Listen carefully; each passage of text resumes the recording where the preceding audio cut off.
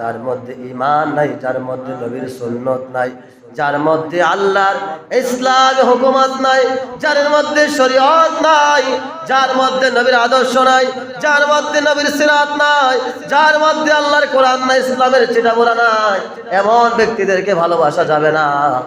আজকে দেখা যায় যাকে মনে চায় তাকে ভালোবেসে জীবন দিয়ে দেয়। কথা বলেন ঠিক কিনা? কোন দেশের খেলা? আর্জেন্টিনা আর ব্রাজিল। যে ব্রাজিল নেইমারকে আদর্শ হিসেবে বাংলাদেশের বিশেষ করে নামধারী বোকা মুসলমানেরা, ওই যে খ্রিস্টান ইহুদি যাদের হাতে মুসলমানের রক্তে রঞ্জিত, যারা মুসলমানের রক্ত দিয়ে তাদের হাত লাল করে, যারা নামাজ পড়ে না, যাদের মধ্যে ঈমান নাই, যাদের মধ্যে নবীর সিরাত নাই, যাদের মধ্যে আল্লাহর কোরআন নাই, ওই সমস্ত নির্বোধ ইহুদি খ্রিস্টান বিধর্মী খেলোয়াড়কে আদর্শ মনে করে আজকে আমার মুসলমান যুবক যুবতী আত্মহত্যা করে। কথা বলেন ঠিক কিনা? এটা কি ভালো কাজ? এজন্য যাকে তাকে ভালোবাসা যাবে না। আজকে যাকে তাকে ভালোবেসে আপনি আপনার ভাইকে গালি দিচ্ছেন, আপনি আপনার সমাজের অন্য সাপোর্টার ব্যক্তিদেরকে অ্যাটাক করে কথা বলছেন। একটা কথা খেয়াল করে শুনবেন, আপনি যখন বিপদে পড়বেন আপনার প্রতিবেশী আসবে আপনাকে সহযোগিতা করার জন্য। কথা বলেন ঠিক কিনা? তাহলে আজকে মুসলমানদেরকে আমি বলবো, যে খেলোয়াড়কে আদর্শ মনে করে ওর মতো চুলের কাটিং দেন, ওর মতো গেঞ্জি পরেন, ওর দলের গেঞ্জি পরেন, ওর জন্য টাকা খরচ করেন, ওদের জন্য পতাকা কিনে বাড়ির গাছের মধ্যে ছাদের মধ্যে টানানো হয়, তাহলে আমার বন্ধুগণ এমনটা করা যাবে না। এই যে আজকে কোরআন আয়াতে নবীর প্রতি ভালোবাসা আসলো, নবীর প্রতি মহব্বতের কথা আসলো, তাহলে আমাদের মহব্বতটা কি নবীর জন্য বেশি না খেলোয়াড়ের জন্য বেশি?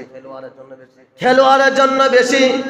যদি নবীকে ভালোবাসতাম তাহলে রাত 1টা বাজে খেলা দেখা শুরু করলাম, 3টা কিংবা 4টা বাজে খেলা শেষ হলো, ফজর আজান হয় 4টা বাজে। আমি মুসলমানের সন্তান, আমি নিজে দাবি করি মুসলমান, কিন্তু আমার সৌভাগ্য হয় না মসজিদে এসে ফজরের নামাজটা পড়া। কথা বলেন ঠিক কিনা? আমার বন্ধুগণ, আমার বাবারাম, এই যে রাত জেগে আপনি খেলা দেখলেন, বর্তমান পৃথিবীর বিখ্যাত স্কলাররা বলেছেন এই যে বিশ্বকাপ খেলাটা হারাম। কি জন্য হারাম? এই খেলার দ্বারা মুসলমানের কোনো উন্নতি হয় না, এই খেলার দ্বারা মুসলমানের কোনো আমলের পরিবর্তন হয় না, বরং খেলার মাধ্যমে সারা পৃথিবীতে জুয়ার মাত্রা বেড়ে যায়। কথা বলেন ঠিক কিনা? আপনারা জানেন না খেলা নিয়ে যে জুয়া খেলা চলে? জুয়া দেয় 10 লাখ 20 লাখ 1 কোটিও জুয়া লাগায়। যদি ধরেন কথায় কথা আর্জেন্টিনা ব্রাজিলের খেলা, ব্রাজিলের সাপোর্টার বলে না আমি 10 লাখ লাগাইলাম, আর্জেন্টিনার প্লেয়ার বলে আমি 20 লাখ লাগাইলাম। যেই দল হারবে ওই দলের জুয়া ধরনের ব্যক্তিরা 2-3 ব্যক্তিকে টাকাটা দিতে হয়। কথা বলেন ঠিক কিনা? এটা কি জুয়া না? তাহলে এই খেলা দিয়ে কি কোনো উপকার হলো?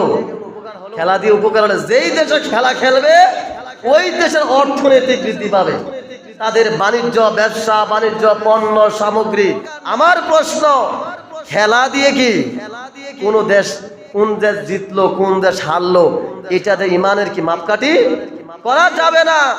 কারণ যেই খেলা হারাম ওই খেলা দিয়ে কোন দেশ জিতলো কোন দেশ হারলো, মুসলিম কান্ট্রি হারলো না মুসলিম কান্ট্রি জিতলো, এটা আসে যায় না।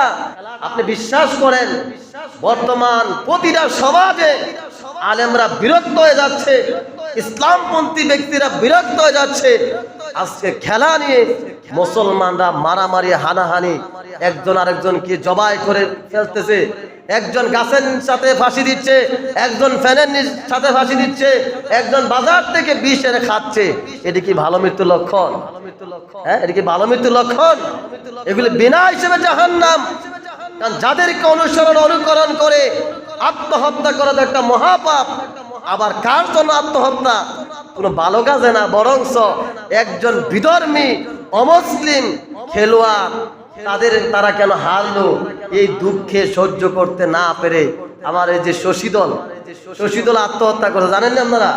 এটা আমাদের নিকটবর্তী, সারা বাংলাদেশে সারা পৃথিবীতে কত মানুষ মারা গেছে এটা হয়তো অনলাইনে জরিপ করলে দেখা যাবে। কথা বলে ঠিক কিনা? এই যে পরিস্থিতি, আপনি কোন দেশের না কোন দেশের খেলা, এই দেশের খেলার জন্য মুসলমানরা যেভাবে পাগল হয়ে গেছে, উন্মাদ হয়ে গিয়েছে, দাজ্জাল আসলে কি হবে এটা খুবই ভয়ের বিষয়। বলি না আউযুবিল্লাহ। আমাদের আল্লাহ হচ্ছেন একজন, যিনার কোনো ঘুম নাই, তন্দ্রা নাই, নিদ্রা নাই, যিনার ক্লান্ত নাই, শ্রান্ত নাই, যিনি সদা সর্বদা এক অভিন্ন, যার কোনো দুর্বলতা নেই, গ্লানি নেই, বার্ধক্য নেই, যার কোনো অসুস্থতা নেই, যার কোনো লয় নেই, ক্ষয় নেই, তিনি হচ্ছেন কে? আল্লাহর নামটা কি এত আসতে? তিনি কে? সবাই বুঝি আল্লাহ।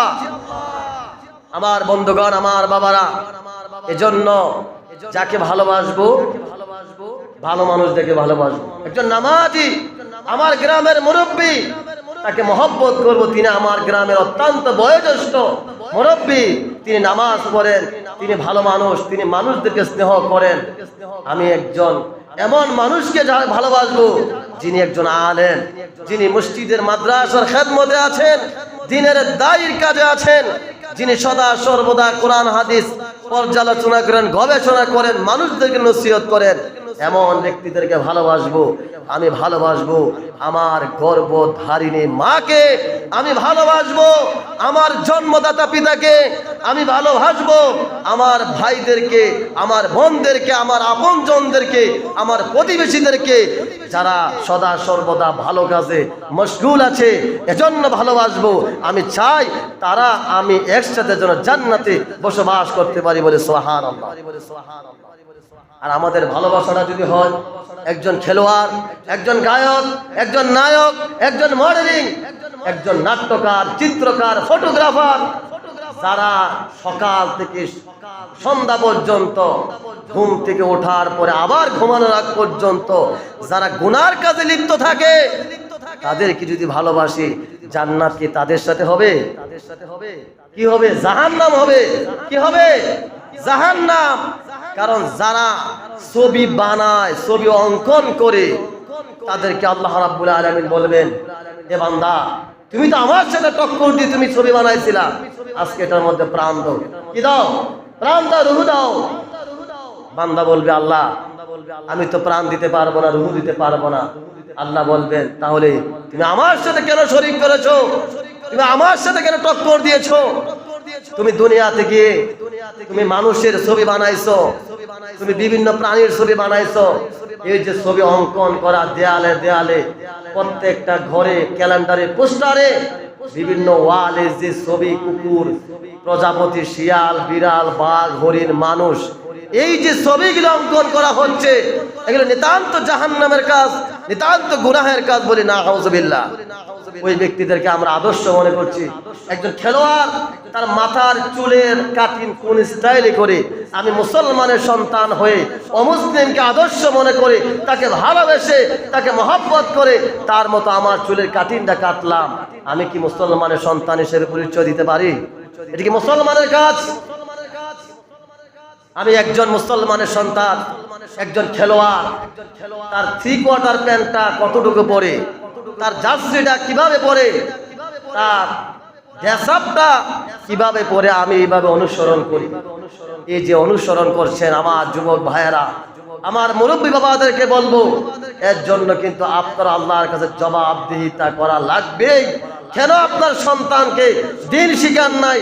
কেন আপনার সন্তানকে কোরআন শিখান নাই? ইসলামী মূল্যবোধ শিখান নাই? সন্তান জন্ম দিলে বাবা হওয়া যায় না।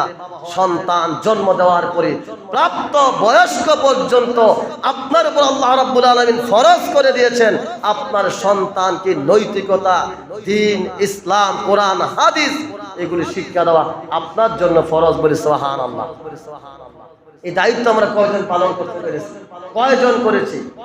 সন্তান জন্মের সাথে সাথে তার প্রতি আমি বাবা হিসেবে সে আমার কাছে কিছু হক পাও না, সে হকটা আমরা আদায় কয়জন করতে পেরেছি?